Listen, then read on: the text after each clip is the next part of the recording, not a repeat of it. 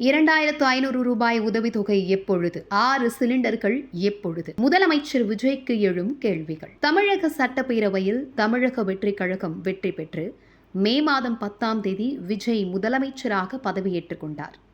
முதல் நாளில் அவர் என்ன கோப்புகளில் கையெழுத்து விடுவார் என பெரிதும் எதிர்பார்க்கப்பட்டது. குறிப்பாக விஜய் தேர்தலின் போது அறிவித்த 2500 ரூபாய் மகளிர் உதவித்தொகைக்கான வாக்குறுதியில் முதலில் கையெழுத்து விடுவார் என பெண்கள் எதிர்பார்த்தார்கள். ஆனால் அவர்களுக்கு ஏமாற்றமே மிஞ்சியுள்ளது. வீடுகளுக்கு 200 யூனிட் இலவச மின்சாரம், சிங்கப்பெண் அதிரடிப்படை உள்ளிட்ட அறிவிப்புகளுக்கு மட்டுமே முதலமைச்சர் விஜய் கையெழுத்திட்டார். இதனால் ஏமாற்றமடைந்த பெண்கள் திமுக ஆட்சியில் வழங்கப்பட்ட 1000 ரூபாயாவது வழங்கப்படுமா என கேள்வி எழுப்பினர். தமிழ் புதல்வன், புதுமை பெண் திட்டங்களுக்கான பணம் வழங்கப்படுமா என கேள்விகள் எழுந்தன. இதனால் ஏற்பட்ட அழுத்தம் காரணமாக மகளிர் உதவித்தொகை 1000 ரூபாய், தமிழ் புதல்வன், புதுமை பெண் திட்டத்தின் கீழ் வழங்கப்படும் 1000 ரூபாய் ஆகியவற்றை முதலமைச்சர் விஜய் உடனடியாக வழங்கினார். இப்படி இருக்க முதலமைச்சர் விஜயின் வாக்குறுதிகள் மற்றும் திட்டங்கள் குறித்துதான் தற்பொழுது கேள்விகள் எழுந்துள்ளன.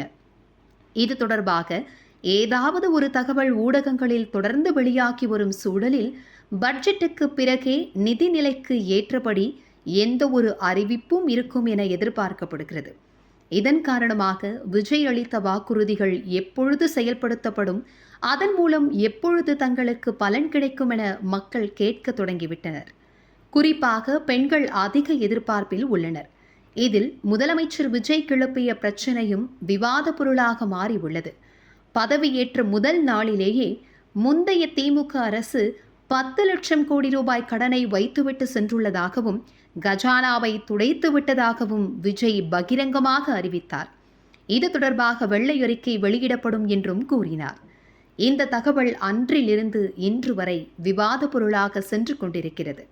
நிதி நிலைமையை காரணம் காட்டி தான் அளித்த வாக்குறுதிகளை முதலமைச்சர் விஜய் எங்கே செயல்படுத்தாமல் விட்டு விடுவாரோ என்ற கேள்வியும் பெண்களின் மைண்ட் வாய்ஸாக ஒலித்துக் கொண்டிருக்கிறது.